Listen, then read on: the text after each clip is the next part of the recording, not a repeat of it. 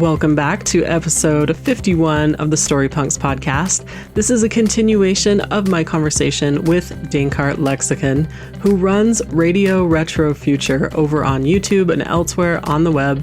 And I'm so excited to continue this journey through some of his creations, which I know will spark tons of creativity for all of you out there.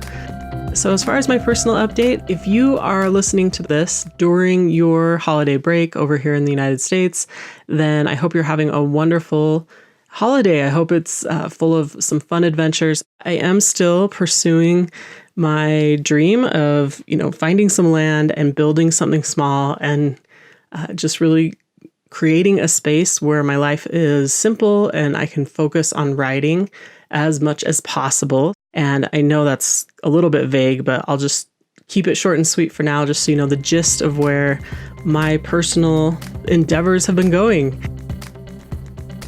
Again, thank you for being here for both parts of this wonderful conversation, and let's get right back into it. Here we go.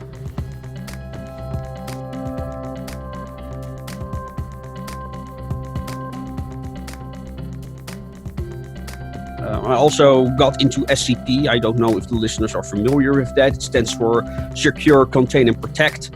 And they are these urban horror, fantasy, science fiction stories from the perspective of an organization called the Foundation, or SCP Foundation, who deal with containing threats from anomalies, monsters, or people. And they have these elaborate containment procedures on how these threats have to be contained. And if they can be contained, because some of them, a lot of them are world-destroying objects. So SCP is a writing community, and everything that they write is copyright-free, so everyone is allowed to do with it whatever they want. It basically started on 4chan. Where somebody created the first SCP story. They really like the approach because they're written in a very unique format. They're written as files. Like they start with a contained procedure. After the contained procedure, you get the actual description of what it is. Cool. So you have like a number. Currently, I'm working on SCP 3813, which is a mechanical war elephant that's on the bottom of the sea. Very cool. There is another SCP, I think it is SCP-882, the Machine, who has a very unhinged ending. It's basically about a machine that starts to affect the minds of the people, making it sacrifice metal objects to it. I actually really love that. That's cool. Yeah, the problem is that the villagers ran out of metal, so they needed to look for alternate sources. And I asked a friend of mine to voice one of the survivors of that incident, and he gave a wonderful performance because, oh man, that ending is like that is a really dark ending, and I love that. Some of them have biblical references, like they literally have Cain and Abel. The one of them is an undestroyable dreadnought. The other one, also can die, but he's more benign. So they have a lot of stories about those two. Very interesting takes on those biblical characters, and they have so much stories. One of them, which we want to do something elaborate with, is On London, which is about a spitting image of London under the original city of London, except it's all weird, and it's apparently a kind of shelter for when monsters are destroying the world. But its city has its other, there are ulterior motives to that city. So there's a lot of, they never really provide you with the answer. A lot of them are just descriptions of what they found out. So a lot of the things remain mysteries, which leads to all types of new SCP stories. And it's really fascinating what they've done with some of the most simplest of concepts. It's really incredible. So, a lot of the stories are admitted as actual SCPs when they get enough upvotes. So when you write a terrible story and get downvotes, your story simply does not get accepted.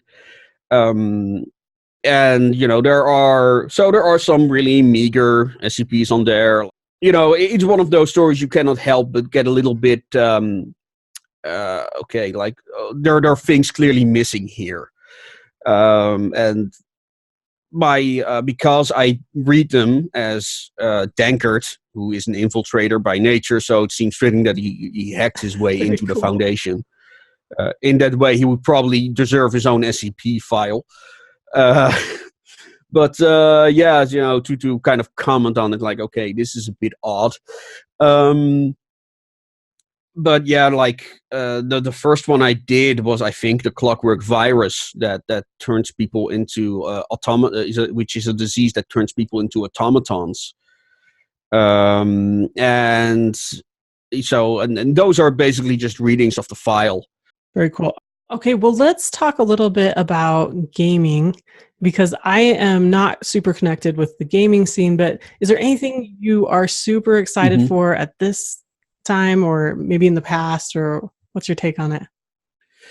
If you're talking about retrofuturism in gaming, okay, well, I'm not that much into games as I used to be. Like, there are a number of titles that I was looking forward to. I'm a big Fallout fan. It's probably one of my main reasons how I got into steampunk to begin with. Oh, wow. So I actually have the original box of part 1 of that game. Like, that was 1996. It was like the first role-playing game I ever bought, and I've been hooked on that series since. So yeah, that's probably a major influence of mine, that and anime.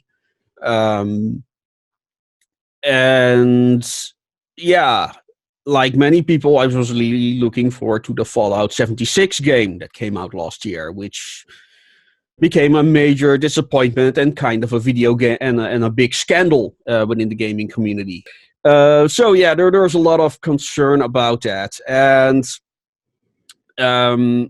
for indie developers, they're the ones who push steampunk the most. There's a new game in Greenlight called Volcanoids. I haven't played it yet. It's a kind of a survival. It's kind of steampunk No Man's Sky. I think that's a good comparison. So it looks promising. Not much into survival games myself, but maybe I'll because of the aesthetics, I will get it and do some Let's Plays or something. Another game I am supporting on Kickstarter right now is Iron Harvest. Are you familiar with Jacob Rosalski? I'm not. Oh, well, you're probably familiar with his drawings without knowing it. But he has these historical-looking drawings with mechas in the background. If you look for steampunk, you're bound to encounter some of his drawings.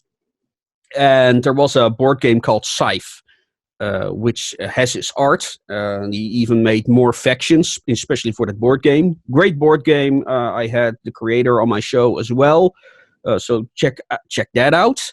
Now they're also working on a real-time strategy game called Iron Harvest, which is the same universe, except real-time strategy and based on games like Dawn of War and Company of Heroes, for the people who are familiar with those types of strategy games. Oh, it sounds what cool. else? Yeah, it's in alpha now.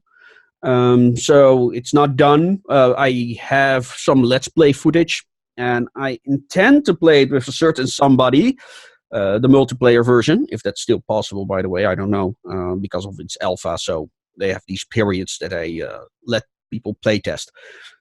I also have a digital version of Scythe, by the way, of the board game itself, that you can get on Steam. I have not played it, I do not own it, so I can't tell you how much it resembles the actual board game, but yeah, it's a thing, and From it's a worthwhile board game. Yeah. From your experience, how well does that usually go when people take a physical board game and turn it into a video game? I'm not that familiar with video games like that, but I can imagine it takes away a lot of the hassle that goes with such games. I mean, a lot of game mechanics are automated. so they go a lot faster. You'll be playing against an AI. I must also mention I had the pre-order version of Scythe, so the game already comes with a card AI. Solo gaming in board gaming is getting really hot right now. So when people buy when the new board game is announced, people ask, "Can you play it solo as well?" Which is kind of counterintuitive for me, because I like board games because I get to invite people. I even have a special table for board games, which I made a video on because that table is bloody awesome. And okay, that's very interesting. I mean, people are becoming very reclusive and isolated, but you're right. Board games are such a great way to bring people together, and so that's interesting. Yeah, but apparently there's a market for that, and that's why communities like the steampunk community are so important, because, and especially for people like me, I'm an introvert, and it's a great way to connect with people you don't know, because their interests, so you always have something to talk about. So that's very important. That's why things like steampunk work, and steampunk is a very interesting genre, but we were talking about video games. Iron Harvest is an alpha. Another game that is, I think it's in beta. There are billions of them, which is a strategy game as well. Old school strategy, real-time strategy, where you have to build a steampunkish city while holding off thousands and thousands of zombies. Cool. And like you have to survive all these waves of zombies, and finally your entire city gets attacked by, I don't know, a few thousand of them. I've got a pretty powerful PC, but even my PC says oh, there are too many of them. There are billions, dude. What do you want me to do with this? It's a really hard game. It's not a game for beginners. I have to warn people. But maybe they don't have a campaign right now, but they have a very popular survival mode. This is the only game option that's available right now. So maybe the campaign is more accessible than the survival mode. I don't know, but the game does not have an official release yet. You can buy it in green light. There's also a game I was looking really forward to, and it's called Insomnia: The Ark, which is also a big inspiration for my other troop I didn't get to talk about yet. But that's aesthetically very awesome. It's this ark in space, but it has this city in it, which is really a lot of Art Deco, a lot of historical references, a lot of diesel punk, steampunk, you name it, it's in there. And it's just wonderful. But the gameplay-wise, I am very hesitant to recommend it. However, you can watch Voyage to the Moon, like the black and white film, the first science fiction film. You can actually watch that in-game. So that's a major plus for me, yeah. Yeah. Okay, tell us about this other troop. I'm sorry we missed it. I thought you did mention two, but... Yeah, indeed. Well, it's something that's currently in development. We were thinking about, okay, what we want to do with Radio Retro Future, because we already had, we were in the progress of developing an act for it. It's okay, what we're going to do with this? Well, first thing we came up was an outdoor cinema. So we have a tent with a beamer, and I show Charlie Chaplin movies, Steampunk Beginner's Guide, other steampunk short films. I contact the creators. Are you okay with it if we show your short film in our makeshift cinema? And that we combine that with the rat racing already talked about. That's people are interested in that. And where will you take that? Maybe a park, or are you looking at other venues?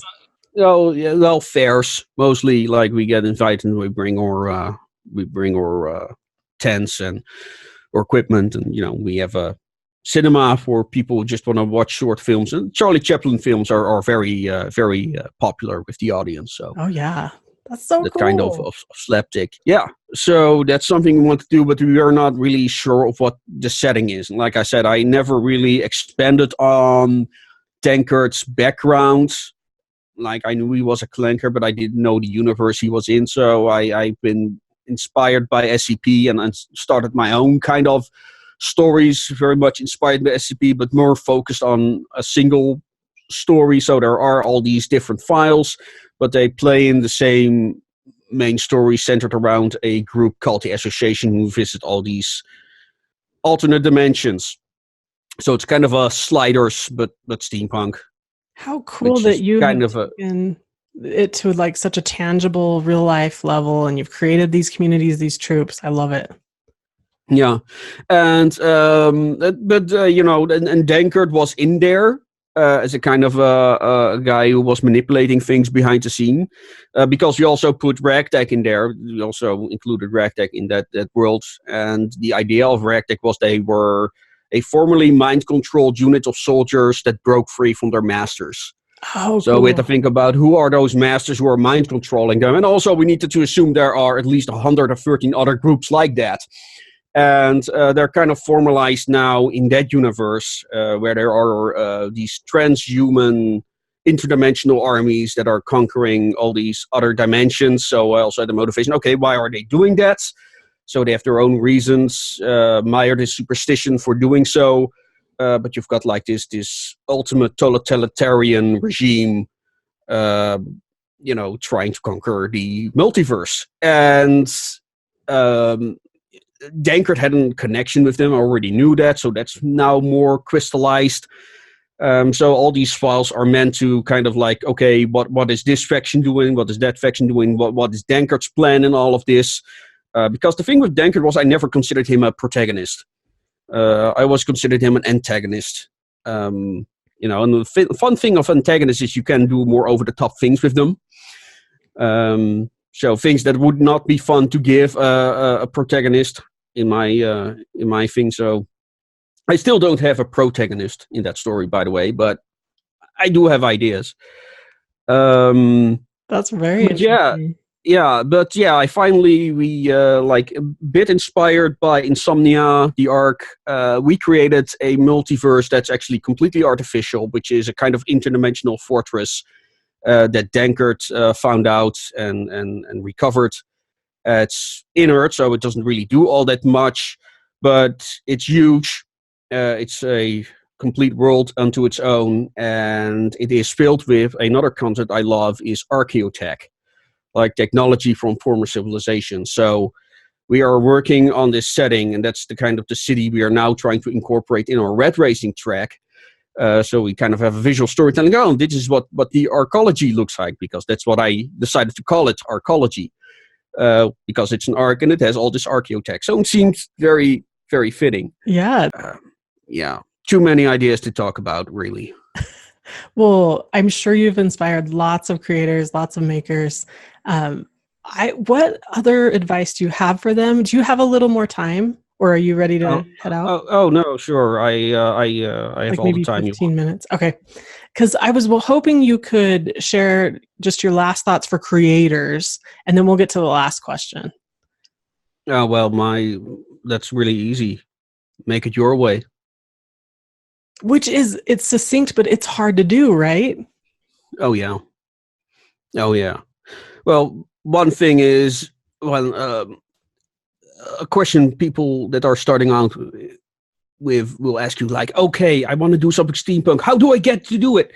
And it's like, well, tell a story. It's really that simple. Tell a story. And, you know, it doesn't, like, I can talk about like steampunk being cyberpunk in the past, but the thing is, if you make something retrofuturistic, something that has historical aesthetics, but also futuristic aesthetics, steampunks will consume it.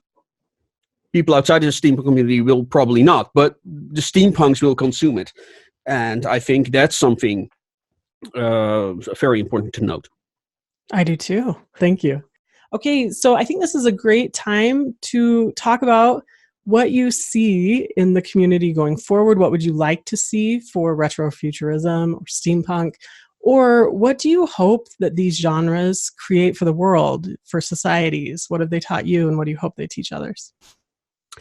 What steampunk meant for me, like it inspired me to develop myself in whole new areas. Like I had no experience making videos. Before this, I had no experience voice acting. I had no experience with tools. All these things are all, people skills. These are all things I taught myself thanks to steampunk. And, I made a lot of friends in the community, also very important. And, make my arguments, like, who am I? I think I learned about, like, what is my potential? Because what I was lacking in my life, I learned recently was, responsibility. And, I now mostly have a responsibility to myself, but in a certain extent also the people who watch my videos. So yeah, that is something that it did for me. And it's a weird genre. Steampunk is really unique. Because take, for example, the Star Wars community. They're now entirely depending on Disney where it will go. And because of how Disney has mishandled its franchise, everybody now digging into the old Star Wars. Disney is now digging into the old Star Wars because no one is buying the toys from the new films. There's a lot of talk like, are they even gonna make more Star Wars films, which is now highly disputed. They probably will, and there's a lot of like political, ideologically motivated gerrymandering within those fandoms, and fortunately, steampunk kind of did this, and one of the reasons I think that happened is because there was no major company that could say, "Oh well, you are not allowed to take part in our product, in our fandom," because if I don't know, I would get in a spat with another steampunk group, none of the other parts of the steampunk community would be affected by that. There are countless examples of how companies have tried to manipulate their fandoms. You can do that with steampunk. You just can't. There is no major franchise they can use as a way to control. Like, there's no Steam Boy fandom. Like, yeah, there are some people who may cosplay as Steam Boy, but there's no company that can say, "Oh, you're not allowed to cosplay as those characters because, we want to sell these costumes," for example. I love that point. Because steampunk isn't localized to a specific mega fandom, actually the power is kind of spread out. That's really cool.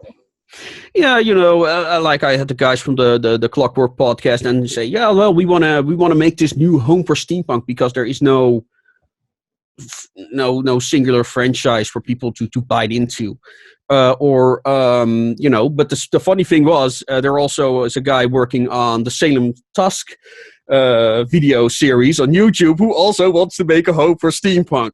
So you got all these people, who are working on franchises, as it were, to create a home for steampunk. Well, okay. I know people are going to want to find out more. They're going to want to get involved. So how did they get involved with Dankaert and some of the stuff you've been talking about with your troops? Oh, yeah, of course. And like I said, Discord is the best way to do it, but you can also contact me as Bonsart Bokel on Facebook. Of course, the YouTube channel, Radio Retro Future, you can contact me on there in the comment sections, and please comment on the videos. Let's see, but I'm on Minds as Radio Retro Future. I'm on Gab. I do have a Reddit account, but I barely use it. Like, Facebook is probably where I am the most because I also use that in everyday communication and my way to reach out to people. I also do have a website, but I should really update it, radioretrofuture.com. But they're linked to my email, so you can reach me out on there, and I really should put my scripts on there as well. There's always one more thing to do. Yeah. It's really too much. It's insane. There was one guy who did an interview with me, and it's like, okay, he never heard of me. It was like, okay, where do I begin when I'm going to talk about you? Because already at that point I was doing so much, way too much. Well, So it that's keeps it fresh. It keeps it exciting, I bet. And it's been great to talk about the whole range of everything you're working on. I know there's going to be more, and that everyone has probably really benefited from this. So thank you for your time. I really appreciate it. Thank you for having me on your show. Okay, so if that isn't enough retrofuturism to get you headed in the right direction with your creative projects, I don't know what to tell you. This has been a wonderful conversation, and I really appreciate Dankaert's time. So yes, I have a full list of links. He has so many things going on that you'll definitely want to check out the show notes. I've got it all listed there, and you can find out about anything he's mentioned as far as projects, and you can also get in touch with him and all kinds of good stuff. As we finish this episode, please remember that I am still offering editing samples. So these usually cost a little bit to get a feel for whether we are a good fit working together on your punk-related project. But if you would like to take me up on a free offer for an editing sample, then please do so in the near future. I do have slots. They can be far in the future, they can be immediately, but I'm, kind of spacing it out among my other commitments. So please do reach out even if you're not finished with a manuscript that you are looking for an editor. That's the best way to try it all out, to find out what, you want to do. So if you are interested, please go to storypunks.world/editing. Other than that, have a wonderful week or holiday week, depending on where you are in the world. And I really hope summer's treating you well and that you're finding time to work on your creative projects, as well as the rest of your life. Life's busy, even in summer, sometimes especially in summer. So I'm wishing you the best until episode 52, which rolls out in 2 weeks after the holiday.